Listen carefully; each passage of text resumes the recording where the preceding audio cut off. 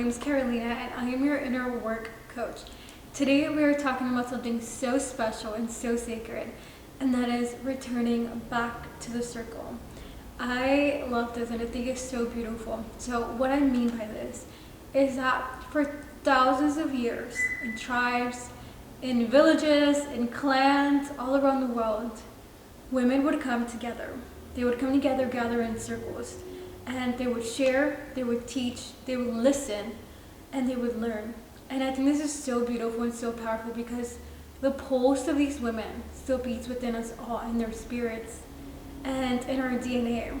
Their beautiful wisdom flows through time, whispering to us their feminine connection and beauty. And those are divine whispers.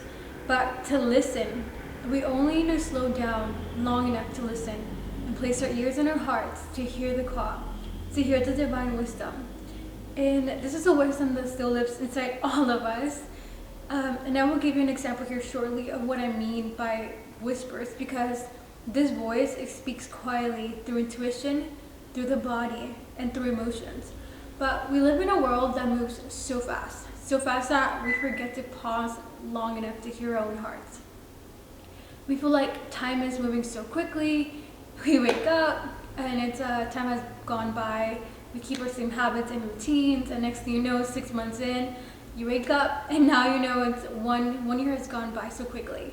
And only a few things have changed. And yet you feel the call there. You know that the call is still there. That nudge in your spirit. And I know that you feel it, the calling for you to do something greater than yourself. And across so many ancient cultures, women were so divinely honored. They were honored for their inner knowing. When women enter times of deep reflection during our menstrual cycles, it is so powerful.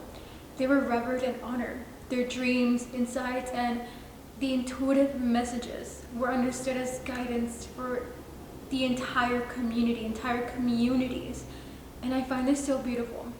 The women were so trusted that the entire communities would take their advice, their knowledge, and wisdom. Imagine a community, a whole community honoring women's divine essence, understanding it, and using their menstrual cycles for guidance. Now, people don't do that now. When your menstrual cycle begins, you push forward. You move like your body is a secret. And that's why you can't see the glimpse of the future calling to you. And today, that wisdom has not disappeared. It's simply waiting for you to slow down and reclaim it. I actually love this because reclaiming your sacred power back. This is actually one of my courses that I'm currently building to teach you this exactly, how to reclaim your sacred power back. So one beautiful example I want to share comes from Native American clans. When women started to bleed, they left their homes and families to go to a sacred introspective place known as the Bleeding Lodge. So this lodge was honored and respected by entire communities because the dreams and the visions of these women, their dreams and visions were so sacred. And they often brought vital survival information, guidance on planting, healing knowledge, and guidance on community relations. And there's just so much beautiful wisdom there. The doors are opened for you every month. And now women have stopped honoring their bodies. The reason why you can't hear these divine whispers is because, one, you may be giving your body and energy to someone who doesn't value or respect you. A person who isn't your husband. And you have to notice this. Have you noticed that when you do this, the man actually becomes more successful, he becomes more fruitful? It is because he's taking your beautiful energy. And now you as the women, you can't hear the calling, you can't hear the divine whispers that are guiding you. You can't hear God's voice fully. And that's why he puts people in your life to show you how to listen again. So listen to your body. That is the key to feminine energy. It is the key to life. Another example of why you can't listen to your body is because you are listening to music that does not serve you. For example, Bad Bunny, Megan Thee Stallion, Taylor Swift. It doesn't mean they're bad people at all, but their music is building your subconscious. and creating pathways in your brain. For example, Bad Bunny talks about having a lot of women in his music, and just honoring having a lot of women. He glorifies having a lot of women. So now, women who listen to his music for fun, you're actually creating new pathways in your brain, and you are telling your brain it is okay to date men who glorify having a lot of women, or men who don't value women. Now, you will only attract men who don't value women, who don't value commitment, who don't value relationships, because you're constantly listening to people and giving people access to your mind to feed it and water it.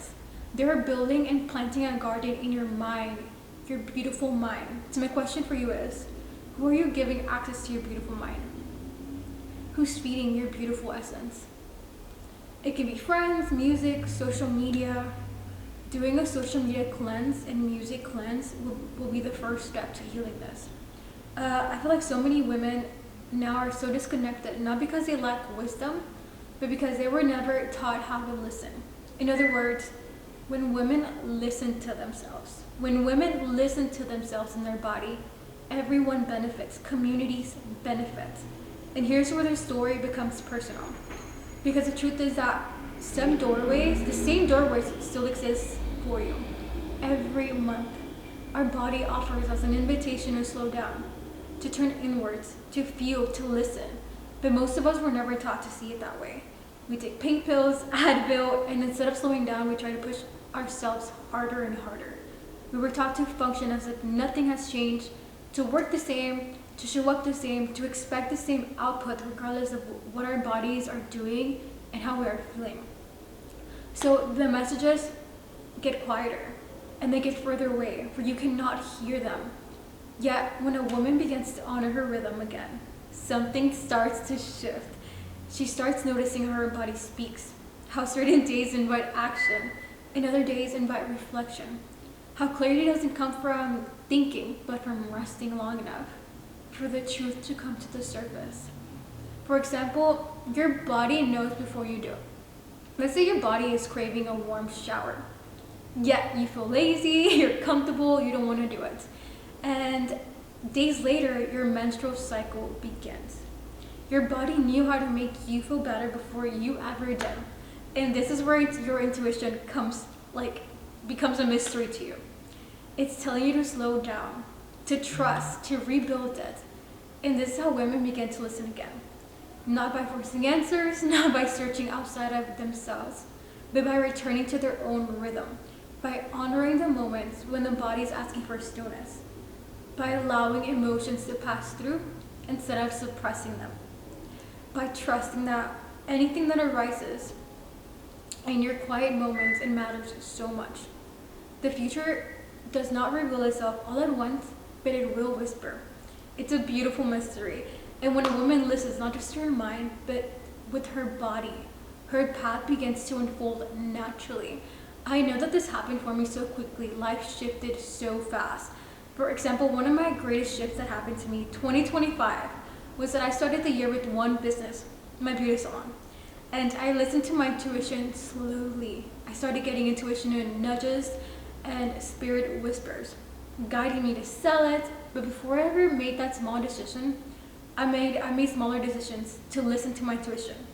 And I did not question it. I cut friends off that did not serve me, fired employees that didn't grow my business, ended relationships that did not benefit me, unfollowed people whose lives I will never trade minds for, or people I didn't feel like I looked up to. I cleaned out my energy, I cleaned out my environment because my intuition was telling me to do that. And this is something that you'll constantly do as you grow and you evolve and you change. Now, the bigger whisper started to come in, and I know that was God guiding me every single step. I got a whisper: launch this product on Amazon, do this, brand it this way, and here's where you will find your success when it comes to monetary success. Listen to your spirit, and then I ended the year becoming a real estate investor, having an Amazon store, getting my dream G-Wagon, and my dream blue Porsche. Her name is Sally. And now into $1 million home. New online friends who are also business owners.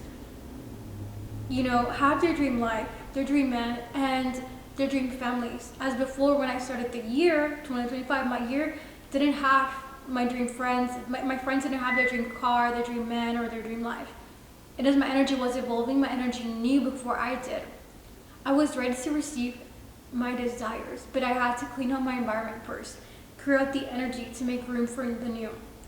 And this is what happens when you listen to your spirit. Now, before we go any deeper, I want to say something important. I'm a woman, just like you, learning, growing, laughing, and crying. We make mistakes. We step on people's toes. We get caught in fear and self-doubt. We still take things personally. Sometimes we even feel invincible. Other times we feel fragile and vulnerable. And I want you to honor all of it. I honor each part every day, and I say thank you for it. Even the parts I don't always like so much. And I want to say that don't judge other women for it. I see so many women over-judging each other. Oh, she doesn't dress like this, she's not modest, she's a sinner, if she dates X, Y, and Z, she's probably a bad person, she's not a business owner, she doesn't have any value, that guy is going to cheat on her. When you see a beautiful relationship, you start thinking all of this. And this and that, and it makes me so sad to see that women have come to this instead of evolving, going back to how our ancestors were, and they gathered for thousands of years. But we are here to change that. We're not here to judge each other. And I want you to understand, each judgment you place on yourself and on another woman is a reflection of how you feel about yourself. Your inner world, your relationships, and your environment. Your judgments are a reflection of you. They are messengers of the inner work that you need to do. And that tells me you need self-love, self-work, self-value, and lots of inner work. Because at the end of the day, we are the artists of our spirits. You paint the picture of your beautiful soul. So who are you letting in your soul that is grabbing your brush and painting your spirit? Because it is yours.